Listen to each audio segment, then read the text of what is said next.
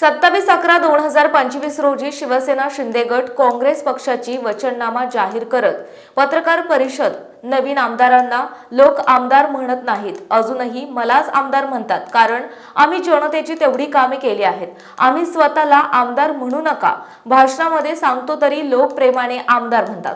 नवीन आमदारांनी एका वर्षामध्ये किती निधी आणला आणि काय कामे केली हे जनतेला सांगावं, अशी टीका उमरगाचे आमदार प्रवीण स्वामी यांच्या उमरगा नगर परिषदेच्या सभेतील भाषणाचा समाचार घेताना माजी आमदार ज्ञानराज चौगुले यांनी पत्रकार परिषदेत केली आहे। शिवसेना, काँग्रेस, लहुजी शक्तीसेना, रयत क्रांती आणि मित्रपक्ष शहर विकास पॅनलच्या वतीने प्रसिद्ध करण्यात आलेल्या वचननामा प्रकाशन आणि पत्रकार परिषदेदरम्यान पत्रकारांशी संवाद साधताना त्यांनी सांगितले, यावेळी माजी खासदार रवी गायकवाड, शिवसेना नगराध्यक्ष पदाचे उमेदवार किरण गायकवाड, माजी कृषी सभापती जितेंद्र शिंदे, काँग्रेसचे विजय दळगडे, शिवसेना जिल्हा प्रमुख मोहन पनोरे, काँग्रेसचे तालुका प्रमुख अर्जुन बिराजदार, नानाराव भोसले, शिवसेना तालुका प्रमुख बळीमामा सुरवसे, सुप्रिया गोडके, राहुल शिंदे, स्वाती स्वामी, सचिन जाधव, सोन कांबळे, अश्विनी, धनंजय मुसांडे, यल्लमा विभूते, बशीर शेख, शबाना लदाफ, पंढरीनाथ कोणे, अनिल सूर्यवंशी, सुषमा पाचंगे, जानवी कोथिंबीर, ज्ञानेश्वर पाटील, विशाल कानेकर, फातिमा औटी, विजय वाघमारे, जमशादबी शेख, प्रिया पवार, मुस्तफा चौधरी, मुजावर फरहीन बाबा मस्के, अभिजित मोरे, रेखा सूर्यवंशी, आरती शिंदे आदी उपस्थित होते। शिवसेना, काँग्रेस आणि मित्रपक्षाच्या उमेदवारांच्या शहर विकास पॅनलचा प्रचार फेरीचा पहिला टप्पा पूर्ण झाल्याची माहिती यावेळी देण्यात आली।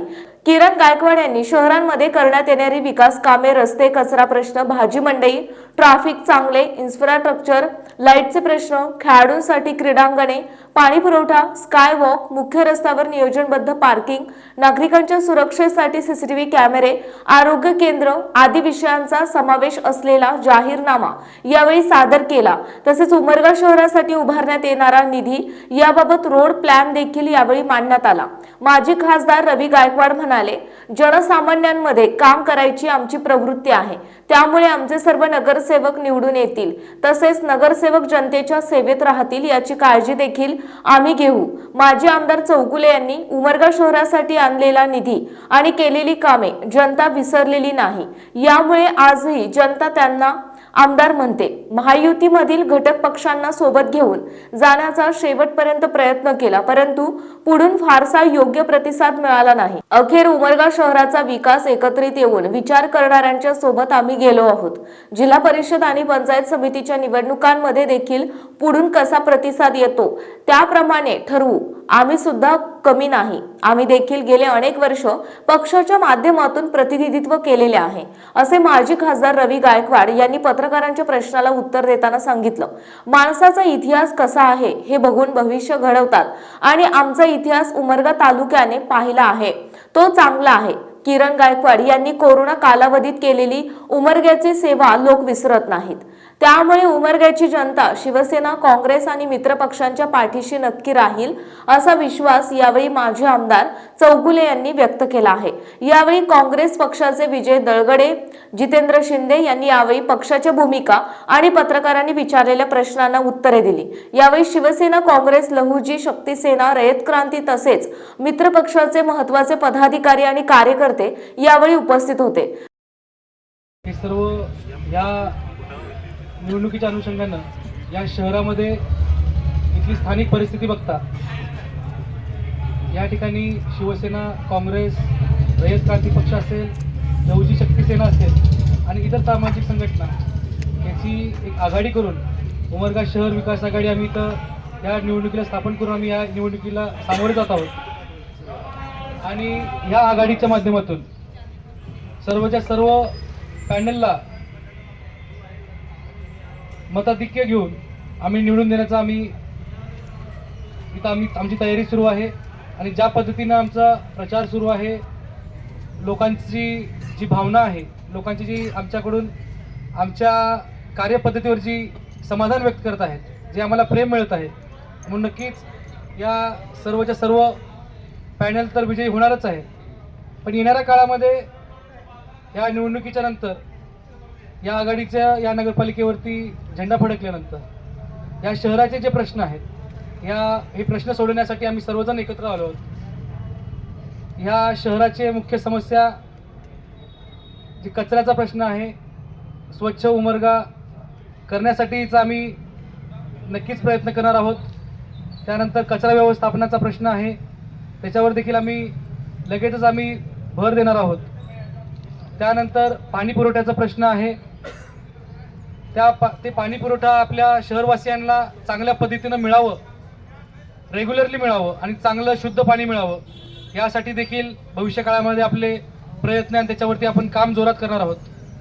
त्यानंतर मुख्य रस्त्यावरती आपण बघतो की मुख्य रस्त्यावरती मोठी ट्रॅफिक जॅम होते आणि त्याच्यासाठी देखील हा मुख्य रस्ता आपल्याला खुला कसं करता येईल आणि पर्यायी जागा सर्व विक्रेत्यांना तिथं आपण कायमची एक जागा करून अत्याधुनिक तिथं भाजी मंडई असेल म्हणा किंवा आपल्या सेंटरच्या भागात जिथं जुनं सिव्हिल हॉस्पिटल होतं त्या ठिकाणी देखील पाठपुरावा करून त्या ठिकाणी देखील एक आपल्याला कॉम्प्लेक्स कसं करता येईल याच्यावर देखील आपला भर असणार आहे.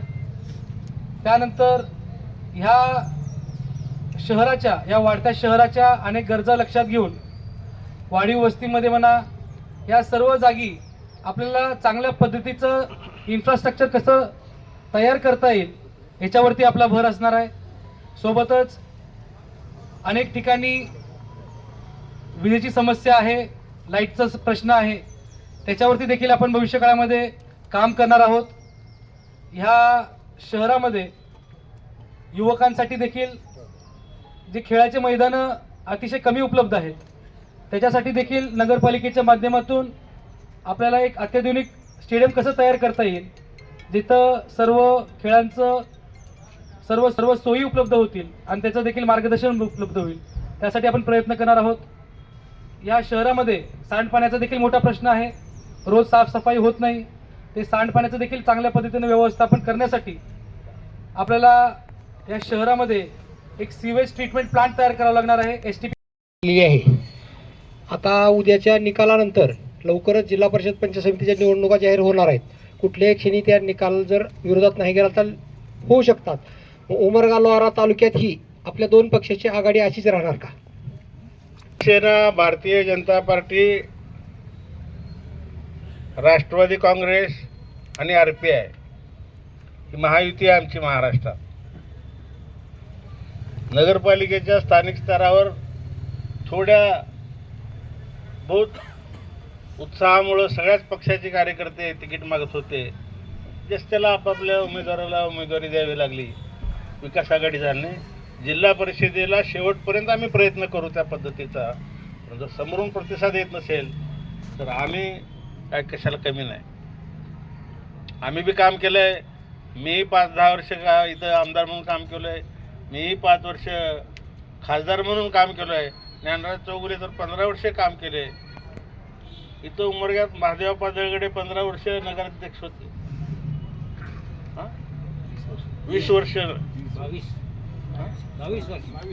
22 वर्ष एकदम शांततेनं सुरळीत कारभार चालायचा. सुलक्षणाताई शिंदे नगराध्यक्ष होत्या, एकदम सुरक्षित कारभार चालायचा. मागच्या वेळेस माझी चूक नाही, ती चूक आत्ताची आहे. मी भाभीला थांबव म्हणलो, त्यानं मुलीला थांबवायचं. कशाला मुलीचं लग्न करून पाठवून देऊ ना. भाभीला थांबव, फिरत्या सगळ्याच्या ओळखी आहेत, घरोघर जात्या, मतदान होतंय. नाही पोरीला थांबवायचं. त्याच्यामुळे गेल्या वेळेस नगरपालिका गेली आमची. आणि वेगवेगळे कारणं धरून ही महायुती या ठिकाणी होऊ शकली नाही, असं बऱ्याच ठिकाणी झालंय. आता जिथं समविचारी मिळते जुळते असणारे सगळे एकत्र येऊन या ठिकाणी आज हे पॅनल आम्ही उभं केलं आहे. तेव्हा आपण सगळ्या पत्रकारांनी आणि जनतेने या चांगल्या उमेदवारांना आपण मतदान करून विजयी करावं, एवढी भावना या ठिकाणी व्यक्त करतो. जे असतात वेगवेगळ्या ठिकाणी तर खेळासाठी, गार्डनसाठी वगैरे, तर ते त्या कामासाठी राहत नाहीत नंतरनं. पण ते त्याच कामासाठी विकास व्हावा, त्याच्यासाठी आपण काय करणार?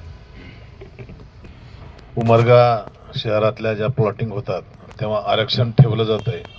त्या भागातल्या त्याच्या स्क्वेअर फिटावर, तर आपण बऱ्याचशा ठिकाणी तसे प्रयत्न केलेत आणि आता ती जागा सेफ राहण्यासाठी भविष्यात सगळे प्लॉट शोधून काढून त्या भागातल्या लोकांसाठी विरंगुळा कशा पद्धतीने आपल्याला तयार करता येत आहे त्या पद्धतीचं भविष्यकाळातलं नियोजन असेल आणि कुठलाही प्लॉट आरक्षित झालेला असेल तर त्याच्यावर आपण त्याचा वापर चिल्ड्रन ग्राउंड म्हणजे लहान मुलांसाठी करू, सिनियर सिटीजनसाठी विरंगुळा केंद्र करू. आपण काही ओपन स्पेसमध्ये वाचनालय तयार करायचे, ते वाचनालय उदाहरण म्हणून सांगतो, डॉक्टर पतंगे साहेब आहेत, एक गुंजोटी रोडला जाताना डाव्या बाजूला आरक्षित जागा होती. हिंदू अंबलिका नावाचं त्यांचं ट्रस्ट आहे, त्यांनी त्या काळात आपल्याला मागणी केली आणि असलेल्या ओपन स्पेसमधला 10% वाटा आपण एखादी स्ट्रक्चरल बिल्डिंग म्हणजे बिल्डिंग बांधू शकतो, त्याचा वापर करू शकतो. त्यांनी ती वाचनालयासाठी मागणी केली होती.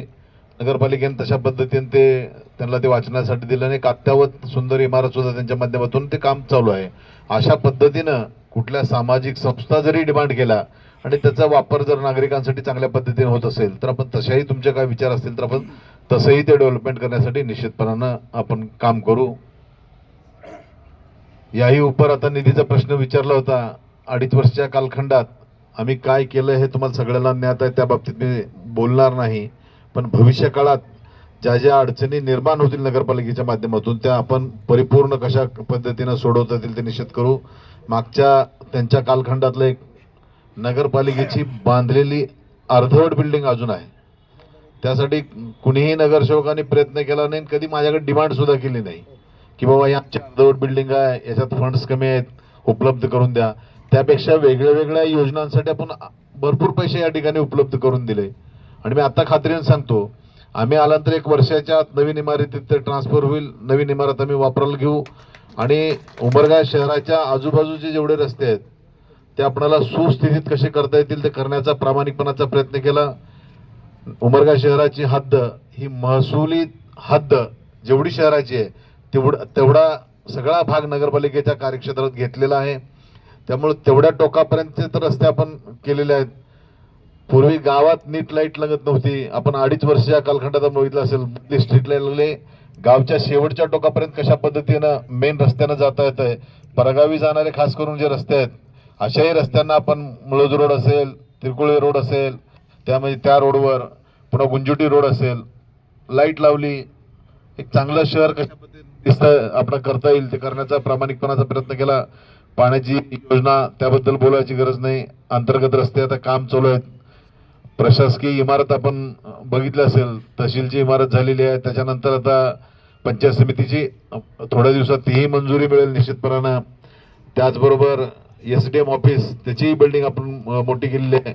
कोर्टाचं अद्यावत कोर्ट आपल्याकडे या ठिकाणी सरांच्या काळात मंजूर होतं, ती बिल्डिंगला फंड्स नव्हते, आपण तेही करून घेतले. 1 वर्षाच्या मागच्या कालखंडात आता बोलू नये म्हणून तरी बोलतो मी, माझे आमदार म्हणून, की जेवढा म्हणून निधी प्राप्त झाला तेवढा आपण आतापर्यंत खर्चित आहोत. 1 वर्ष झालं नूतन आमदार होऊन त्यांनी किती पैसे या शहराच्या विकासासाठी उपलब्ध केले हाही प्रश्न त्यांना कोणीतरी विचारला पाहिजे. काल मला ऐकण्यात आलं की काल बोलत असताना त्या आमदारांनी सांगितलं की ते आमदार अजून त्यांना माझे आमदार म्हणत नाहीत, कोणी सगळे आमदारच म्हणतात. आता ती काय मला लोकांनी आमदार. GTV मराठी जनतेचा बुलंद आवाज न्यूज चॅनलचे मुख्य संपादक विशाल देशमुख, तालुका उमरगा, जिल्हा धाराशिव.